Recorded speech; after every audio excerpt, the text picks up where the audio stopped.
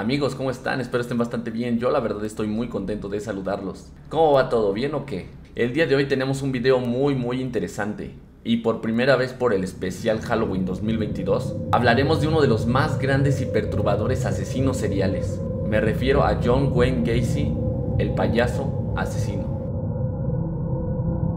Un asesino serial violento, degenerado, pero muy inteligente, que mató y abusó de más de 33 personas, personificando a Pogo el payaso, personaje que él mismo creó, y que con ese disfraz de payaso siniestro cometió muchísimos actos repugnantes en los años 70. Y si ustedes se preguntan de dónde se inspiró Stephen King para crear a Pennywise, fue por Pogo el payaso asesino. El tema de hoy viene fuerte.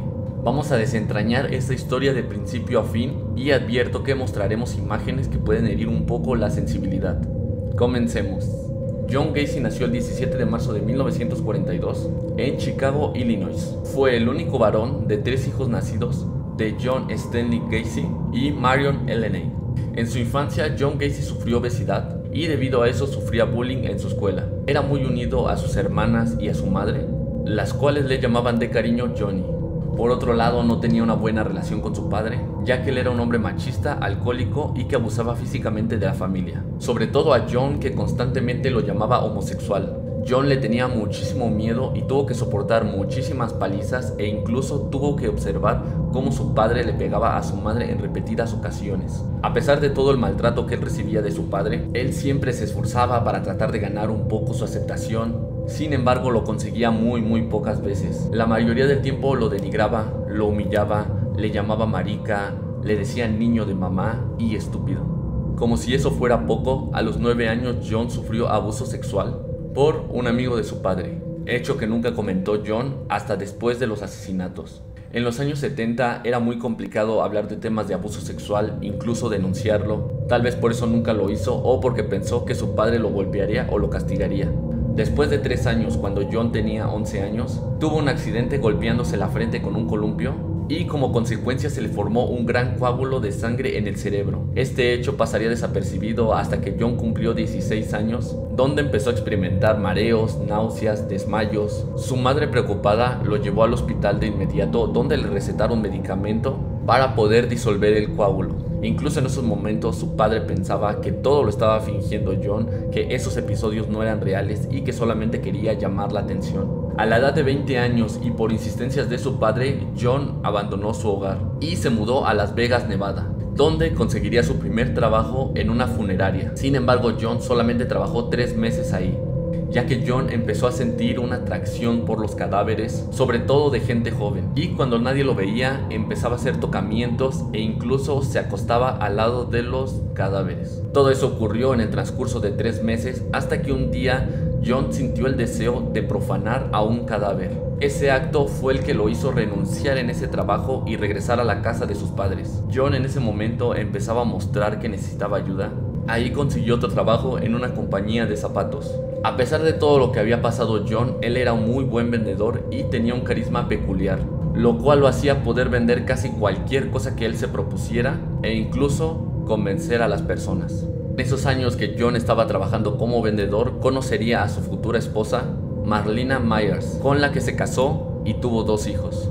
Al ver que era un muy buen vendedor que podía convencer a cualquier persona de comprar cualquier zapato, su suegro, viendo cómo él se desenvolvía con la gente, del talento que tenía, le ofrece trabajar en una de sus franquicias de Kentucky Fried Chickens, con lo cual era una oferta muy buena, pero tenía que mudarse a Iowa, Waterloo, donde rápidamente, gracias a sus talentos, empieza a ascender y se vuelve gerente de Kentucky Fried Chicken. Todo iba de maravilla para John, empezó a ver a sus 2 hijas crecer, tenía relativamente una buena relación con su esposa, y debido a su peculiar carisma, la comunidad junior lo busca para que él se uniera, que es una institución que se dedicaba a ayudar a personas para lograr ser líderes en cualquier meta de su vida, ya sea personal o en la comunidad o en cualquier aspecto de la vida. Esta institución buscaba sobre todo a gente joven, y John se inclinó más para ser un líder de la comunidad. Repito, la institución trabajaba sobre todo con gente joven, la debilidad de John que le hacía caer en sus más bajos instintos. Aunque por un lado John parecía ser una persona ejemplar,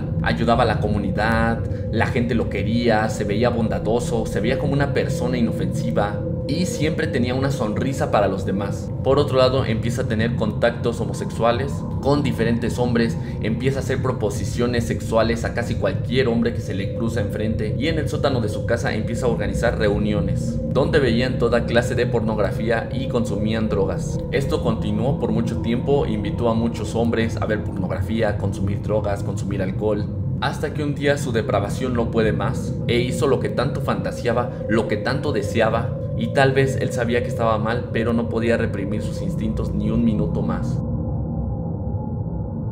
Comete su primera agresión sexual a un niño de solamente 15 años llamado Donald Borges, engañándolo de una forma bondadosa para que él no sospechara, diciéndole que le iba a proporcionar pornografía y drogas en su casa. El chico acepta, van a su casa, es de noche, y después de ver la película, John lo obliga a practicarle sexo oral con amenazas de muerte. John, confiado de que el chico no iba a decir nada, lo deja ir, y Donald Borges no tarda ni una hora en contarle a sus padres lo que había sucedido. Los padres, sin creer lo que había pasado, fueron a hablar con la policía. La policía lo interrogó por mucho tiempo, pero John sostenía que había sido un acto consensuado, que los dos habían estado de acuerdo y que él no tenía culpa de nada. La policía, no convencida con las explicaciones, se abrió un expediente y tenía que presentarse a un juicio, donde lo declararían culpable o inocente. John, preocupado por la situación, contrató a un sicario para que golpeara de muerte al pobre chico de 15 años para que no declarara en su contra.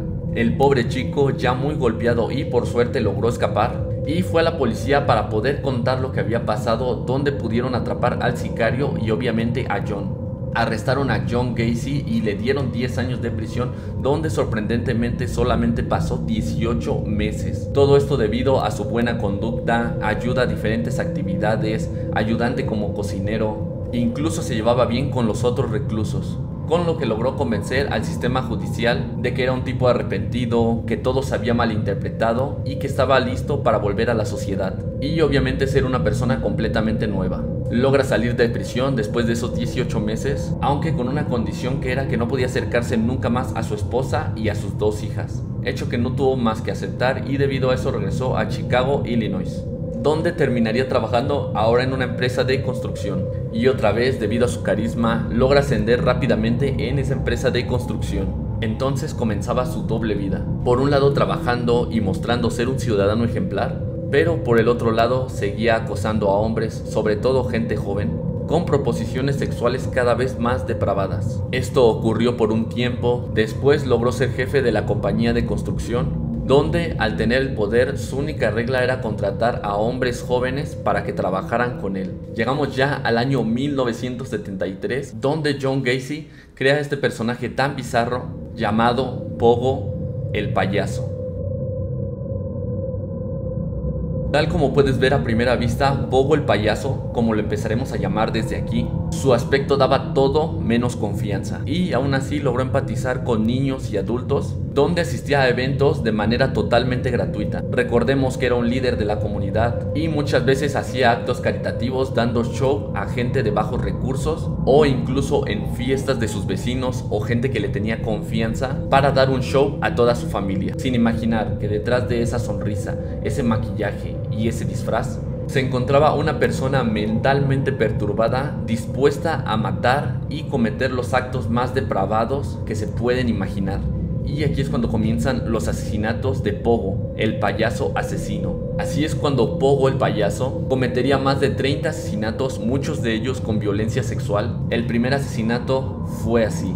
Su primera víctima fue Timothy, quien era un chico que por mala suerte estaba pidiendo aventón en la carretera, donde justamente Pogo iba pasando. Pogo lo invita a subirse, todo de una manera cordial, mostrándole que es una persona bondadosa. Repito, su apariencia mostraba ser una persona tranquila y que no se metía con nadie. Lo invitó a subirse, tomar algo, pasarla bien, divertirse, todo en un ambiente muy sano. Y después del tour lo llevaría sano y salvo a su casa. El chico acepta, visitaron varios lugares de Chicago y después de eso fueron a la casa de Pogo, donde pasó todo completamente normal, donde por la hora lo invitó a quedarse y cada uno durmió en camas separadas. Al otro día, en la mañana, Pogo, al abrir sus ojos, vio a este chico viéndolo con un cuchillo en la mano. Sí, escuchaste bien, el chico era el que tenía el cuchillo mirando fijamente a Pogo. Pogo no lo pensó dos veces y se abalanzó contra el chico, quitándole el cuchillo y enterrándoselo varias veces en el pecho. Timothy cayó al suelo. Había muerto. Y si te preguntas por qué este chico tenía un cuchillo en la mano y estaba al lado de Pogo, era porque le había preparado el desayuno a Pogo como agradecimiento por su hospitalidad. Cuando Pogo se dio cuenta de lo que realmente había pasado, lejos de sentirse mal por el malentendido, tuvo un orgasmo.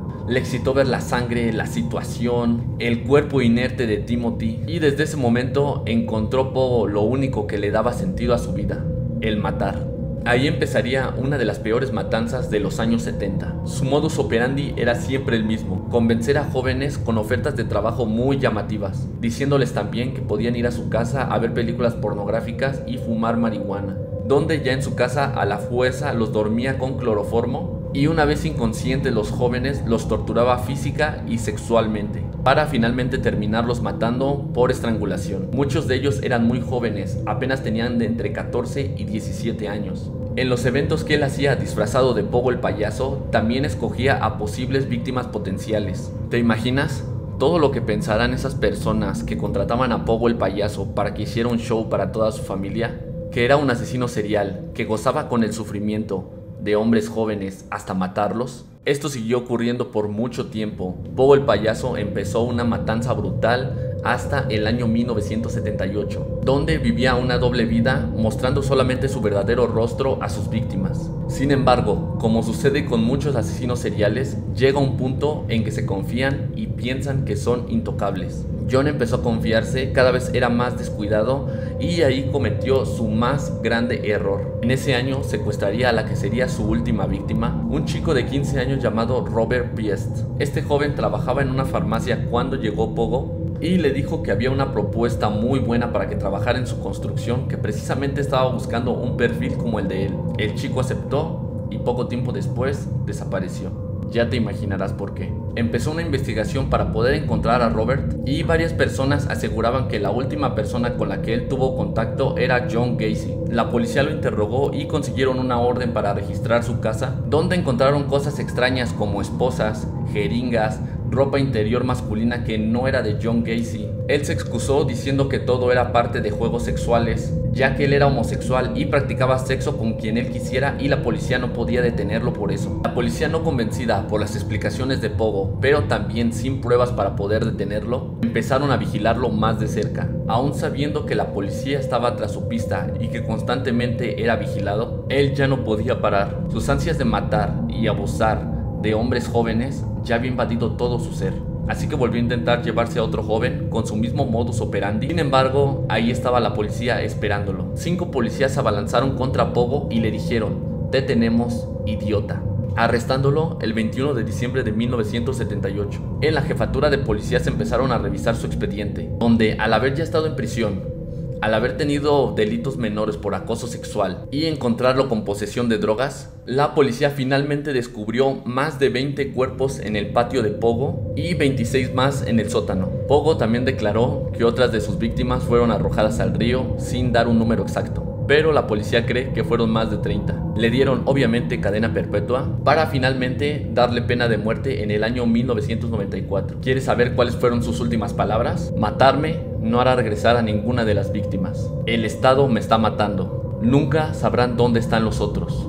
Bésenme el culo. Mientras Pogo el payaso estuvo en prisión, se dedicó principalmente a la pintura, haciendo diferente tipo de cuadros relacionados con el circo y los payasos, y algunos de ellos llegaron a tener un valor de hasta $300,000. Después de su ejecución, el cerebro de Pogo fue extraído para tratar de entender por qué John Gacy hizo lo que hizo, en un intento para entender las mentes de los asesinos seriales. Amigos, quiero agradecerles por haber llegado hasta aquí. Espero les haya gustado el primer especial de Halloween, en esta ocasión en el año 2022. Si quieres más videos de asesinos seriales y quieres que se vuelva una sección recurrente en el canal, por favor apoya mucho el contenido dándole like, compartiendo, comentando, suscribiéndote y esas cosas. Y créeme que traigo más asesinos seriales para que puedas escuchar sus historias. Antes de irme, quiero mandar algunos saludos especiales para algunos suscriptores de este mes, entre ellos Guerrero, Luisito Reyes, Cristian Vázquez, Rizu, Lorelis 17A, Larry Carmona, Mauricio, Chio Vlogs, Michael Vilca,